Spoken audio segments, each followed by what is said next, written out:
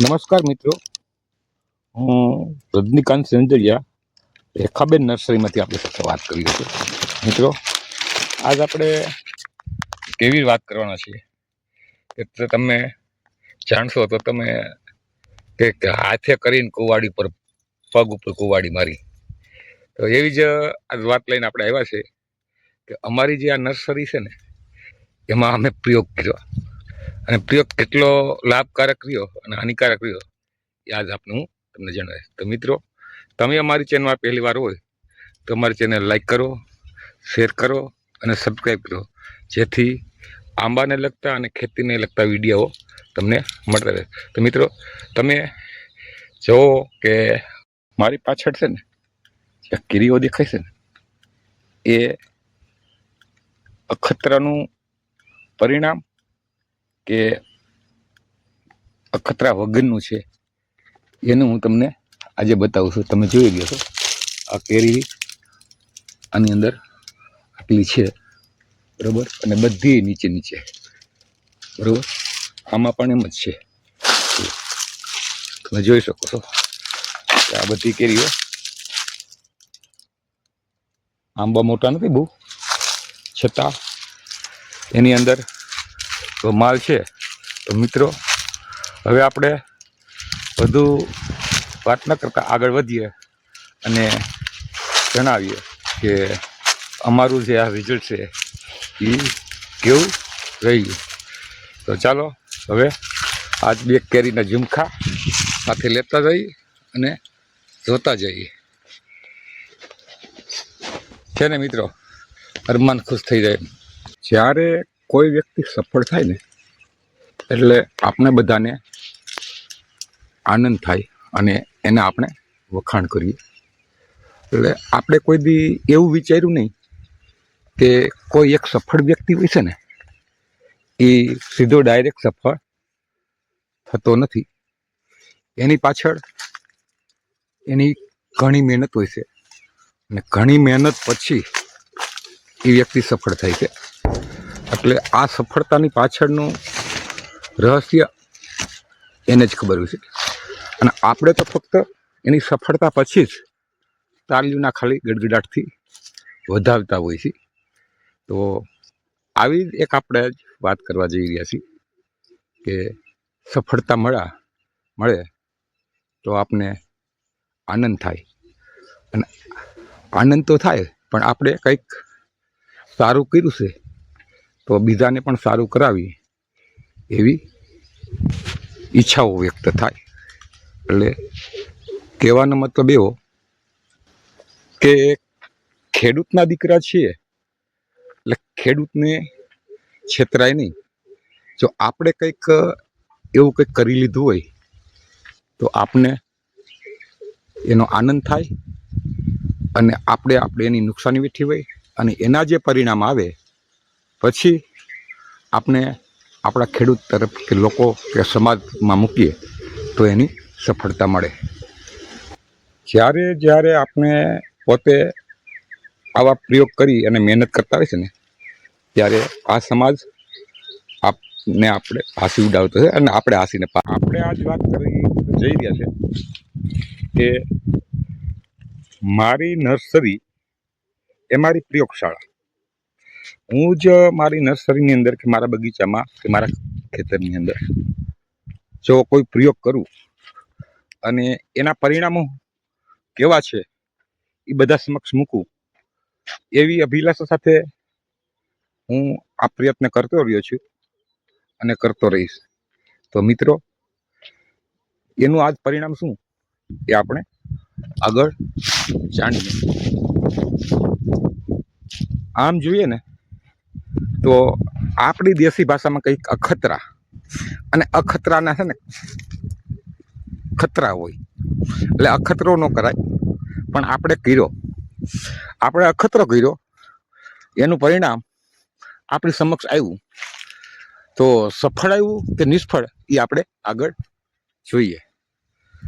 તે સફળતા મળશે તો આનંદ થશે કે નિષ્ફળતા મળશે તો દુઃખ થશે. કે આ આંબાની અંદર આપણે કેરી જોઈ, આ નાનો એવો આંબો છે ને તો એમાં અંદર કેરી છે, બરાબર. આ બધા આંબામાં કેરી છે. તો એની જ બાજુમાં છે તો આંબામાં કેમ ઓછી કેરી? બરાબર છે જુદ પ્રમાણમાં એકાદ બે ઘટાદાર તો છે. પછી આપણે આગળ જોઈએ તો હોય આ બગીચો તો જો લીલો કંજાર જેવો થઈ ગયો છે ને. આમ તો જોઈને ઓ હોય ઝાડવા તો જોઈને મજા જ આવ્યા રાખે ને, મજા જ આવ્યા રાખે ને. આમ જોઈએ ને તો આમાંથી હટવાનું મન ન થાય એવા ઝાડવા છે ને. હે આપણે આમ થાય આટા જ મેળા રાખી, આટા જ મેળા રાખી, ફેરા જ રાખી એવું થાય છે ને. જોઈ લો ઝાડવાનો કલર તો જોવો, તમને એમ થાય કે ઓહો મજા આવી જાય હો. અરે પણ આ કલર અને આમાં તો વળી લુરખા થઈ ગયા. ઓ હોય આ હું આ રોગી છે શું છે? તો મિત્રો આ જે છે ને બધી પ્રક્રિયા એ આપણો પ્રયોગ છે ને. પ્રયોગ છે ને એનું આ પરિણામ છે. તમે જોયો પરિણામ કેવું ખબર છે? આ પરિણામ તમને કેવું લાગે છે? લાભદાયી લાગે છે કે નુકસાન?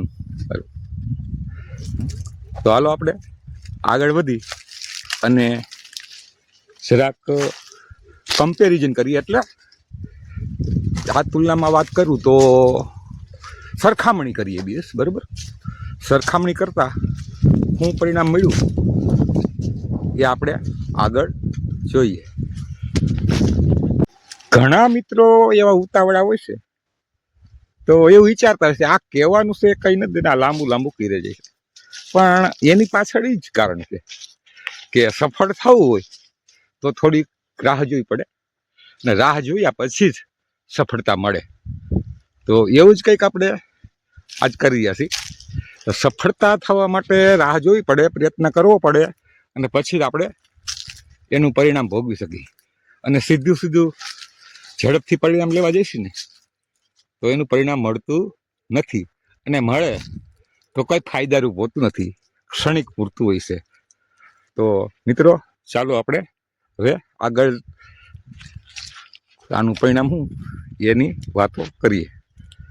આ જુઓ છે ને બધા બગીચાની અંદર પાંદડા એકદમ લીલા ને આ ગુચ્છાવાળું છે. જો જોઈએ છે ને આ રેખાબેન સિંધલિયા નર્સરીનો બગીચો છે. આ બધા મધર પ્લાન્ટ છે. એટલે તમે આની અંદર આપણું આ રિસર્ચ સેન્ટર છે. આની અંદર હું પ્રયોગ કર્યા જ રાખું આજથી નહીં, આ 6 વર્ષથી સતત ને સતત આની મથ્યો છું અને પછી એનું પરિણામ આપણી સમક્ષ લાવ્યો છું જે આપને ભવિષ્યમાં કામ લાગશે. આ જોઈએ આમાં ફળ લાગી ગયેલા છે બધે. આ તમે જુઓ અહીંથી તે આ બધું બરાબર. અને આ ઝાખા, હવે આ આંબા ઝાખા છે અને ઓલા આંબા જે આપણે જોયા હમણાં એ એટલા બધા મોહક છે કે મજા જ આવી રાખીને. અને આ તો ઠૈડા થઈ ગયા. અહીંયા કાંઈ બગીચામાં ફરવાની મજા આવે કોઈને? ન આવે ને. હે પણ આ રદ્દી દદન મજા આવે છે. શું કામ ખબર? કે એની મહેનત છે, એનું પરિણામ છે. અને પરિણામનું જે અહેસાસ છે ને એને સફળતા મળે ને ત્યારે જ થાય.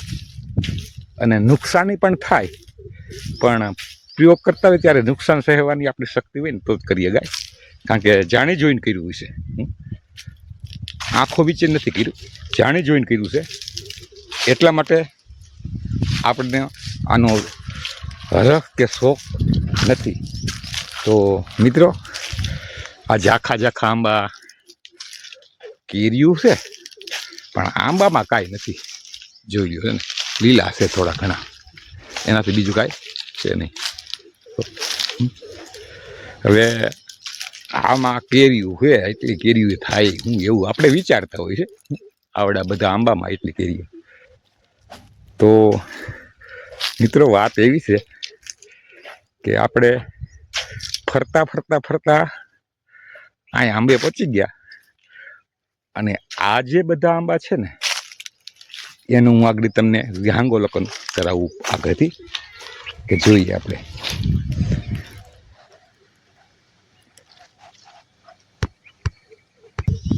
આપણે હમણાં બધા આંબા જોતા આવ્યા, એમાં હું તમને તફાવત બતાવું છું એ અહીં છે. એનું કારણ હું તમને સમજાવું કે આ સાઈડના આંબા આપણે કેરીવાળા હતા અને આ સાઈડના આંબા જે છે પોપટી કલરના અને કોરાઈ ગયેલા અને આંખને ગમે એવા. તો હવે તફાવતની વાત તો મિત્રો આપણે અહીંથી જ કરીએ, બરોબર. હવે જ્યારે જ્યારે વરસાદ સારો હોય, સપ્ટેમ્બર મહિનામાં વરસાદ આવતો હોય, એ વારંવાર હું કહું છું, ત્યારે ત્યારે જમીનમાં પાણી વધી જાય છે. અને જમીનમાં પાણી વધી જાય એટલે આંબાના જે ઝાડ છે એ મંડે કોરાવા અને ફૂટવા. એ ઉપરાંત તમે જુઓ કે આ આંબા જે છે ને આવા, એનું કારણ કે મને એમ હતું કે આ જમીન છે એ કરાળી અને રેતાળ છે, આવા પથ્થરવાળી તમે જુઓ છો, બરાબર. એટલે આ બાજુ વધારે છે અને આ બાજુ ઓછી છે અને આગળના ભાગમાં થોડું કરાર છે, બરાબર. હવે બન્યું છે એવું મિત્રો કે આ આંબા કરારમાં હતા, ઝાંખા પડતા હતા, એટલે મેં આ વિસ્તારને પાણી આપ્યું છે. ક્યારે કે જે ડિસેમ્બરમાં.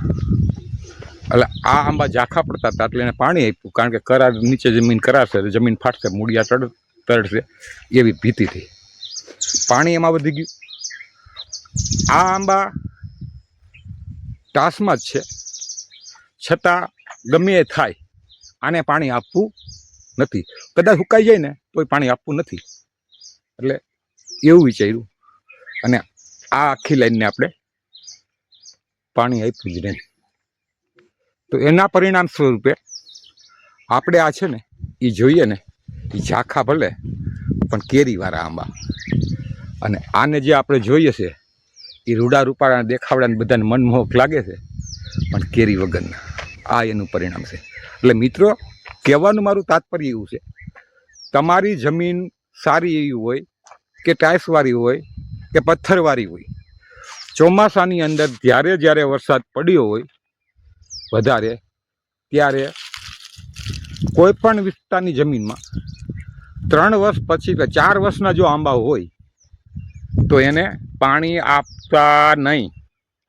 પાણી આપશો તો એનું પરિણામ આપણે જોઈ રહ્યા છે આવું ભયંકર આવે, બરાબર. આની અંદર કદાચ આપણે 5-5 કિલો મળી હોત ને કેરી, તો આપને લાખ રૂપિયાની પેદાશ મળત, બરાબર. કારણ કે મળેલી છે ગઈ સાલે, એટલે કહું એ કરતાં વધુ પણ, બરાબર. ત્યાં તો જૂથ પ્રમાણમાં આંબા હતા. પણ જો તમે પાણી પાશો અને એવી ભૂલ કરશો ને તો આ પરિણામ ભોગવવાનું રહેશે. એટલે મહેરબાની કરીને કોઈ પણ ખેડૂત આંબો ઝાંખો પડતો હોય ને તોય પાણી આપવું નહીં. અને હા, કોઈ ગેરસમજ એવી ન ઊભી કરતા કે પાણી વગર થાય ખરું. નાનો છોડ હોય તો પાવું પડે, બરાબર. તો આપણે જોઈએ તો આપણે આમાં પાણી ચાલુ જ રાખ્યું છે, આપણો બગીચો છે ને, બરાબર. બીજી વસ્તુ એક, હવે તમને બહુ સ્પષ્ટ કહી કે આ જે છે ને એ પાણીનો વાલ છે. પાણીના વાલ પાસે છે ને આ 2 આંબાને સતત અહીંથી પાણી મેળા રાખે. તો એની પરિસ્થિતિ તમે જોઈ, બાંડી આ સતત કોરાઈ ગયેલો. એટલે જે આપણે ઝુમખા કહીએ ને, આ ઝુમખા કહીએ ને, ઝુમખા આપણી દેશી ભાષામાં, તો આ ઝુમખા છે ને પાણી વધે ને એટલે થાય છે. આ કોઈ રોગ નથી. બધા એમ કરતા હું 3 વર્ષથી આ કહું છું કે આને લઈને ફેંકી દેવાના, પણ પાણી જ્યારે વધે છે ત્યારે આ પ્રશ્ન થાય છે અને એનું કટિંગ કરીને કે બહાર નાખીએ. પણ આ બગીચામાં જ નહોતા આવતા ક્યારેય, આ વર્ષે જ કેમ પાછા દરેક આંબામાં. પહેલાં રોગચાળાવાળા નહોતા તો ત્યારે રોગચાળાવાળા થઈ ગયા. એટલે બધાની માન્યતાઓ અલગ હોય છે, મારી માન્યતા અલગ છે. જે છે એ પોતાની રીતે સાચા જ હશે, પણ હું એમ કહેવા માગું છું કે આ જે છે એનું પરિણામ ઘાતક આવે કે જો આંબાને પાઈ દો. બરાબર? તો મિત્રો, ઘણો વિડીયો લાંબો થઈ ગયો, કદાચ તમને પણ કંટાળો આવી ગયો હશે, તો આપણે અહીંયા પૂરું કરી. જય જવાન, જય કિસાન, વંદે માતરમ.